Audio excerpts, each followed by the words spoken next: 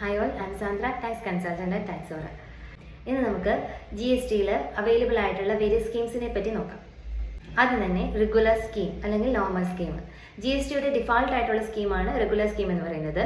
കൂടുതൽ ബിസിനസ്സുകാരും ഓപ്റ്റ് ചെയ്യുന്ന ഒരു സ്കീമാണ് GSTയുടെ റെഗുലർ സ്കീം. ഇതിൽ നമ്മുടെ ബെനിഫിറ്റ് എന്താണെന്ന് വെച്ചാൽ നമുക്ക് ഇൻപുട്ട് ടാക്സ് ക്രെഡിറ്റ് എടുക്കാൻ പറ്റുന്ന ഒരു സ്കീമാണ്. മന്ത്ലിയും ക്വാർട്ടർലിയും ഫയലിംഗ് ചെയ്യാൻ പറ്റും. തന്നെ B2B ബിസിനസ്സുകൾക്ക് ബെസ്റ്റ് ചോയ്സ് ആണ് regular scheme. Medium to large scale business ആണെങ്കിൽ നിങ്ങൾക്ക് കൂടുതൽ ബെനിഫിഷ്യൽ ആയിരിക്കുക റെഗുലർ സ്കീം ഓപ്റ്റ് ചെയ്യുന്നതായിരിക്കും.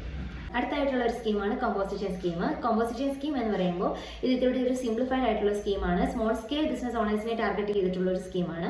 ഇതിന്റെ എലിജിബിലിറ്റി ക്രൈറ്റീരിയ എന്ന് പറയുന്നത് നിങ്ങളുടെ ബിസിനസിന്റെ ആനുവൽ ടേൺ ഓവർ 1.5 കോണിന് താഴെയാണെങ്കിലാണ് നിങ്ങൾക്ക് ഈ ഒരു ഓപ്ഷൻ അവൈലബിൾ ആയിട്ടുള്ളൂ.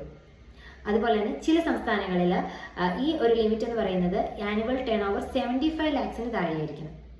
ഈ ഓപ്ഷൻ ഈ സ്കീം ചൂസ് ചെയ്യുമ്പോൾ നിങ്ങൾക്ക് ഉണ്ടാകുന്ന ബെനിഫിറ്റ്സ് എന്ന് പറയുന്നത് നിങ്ങൾ അടയ്ക്കേണ്ട ടാക്സ് റേറ്റ് എന്ന് പറയുന്നത് ഒരു ലോവേർഡ് ഫിക്സ്ഡ് ടാക്സ് റേറ്റ് ആയിരിക്കും. അതായത് ട്രേഡേഴ്സ് അല്ലെങ്കിൽ മാനുഫാക്ചേഴ്സ് ആണെങ്കിൽ അവർക്ക് 1%, നിങ്ങളുടെ ടേൺ ഓവറിന്റെ 1%. ഇനി റെസ്റ്റോറൻറ്റ് ഓണേഴ്സ് ആണെങ്കിൽ നിങ്ങളുടെ ടേൺ ഓവറിന്റെ 5%.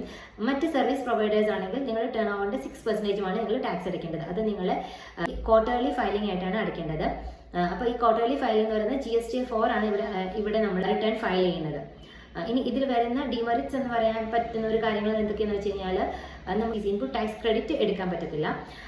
അതുപോലെ തന്നെ നമ്മുടെ GST നമ്മുടെ കസ്റ്റമേഴ്സിന്റെ കയ്യിൽ നിന്ന് നമുക്ക് മേടിക്കത്തില്ല. നമ്മൾ GST നമ്മൾ എൻ കസ്റ്റമേഴ്സിന്റെ കയ്യിൽ നിന്ന് മേടിക്കുന്നില്ല, നമ്മുടെ കയ്യിൽ നിന്ന് തന്നെയാണ് അടയ്ക്കുന്നത്. അതേസമയം റെഗുലർ ക്ലയൻസ് ആണെങ്കിൽ റെഗുലർ സ്കീമിൽ ഓപ്റ്റ് ചെയ്യുന്നവരാണെങ്കിൽ അവർക്ക് എൻ ബർഡൻ ഓഫ് GST വരുന്നത് കസ്റ്റമറുടെ കയ്യിലാണിത്.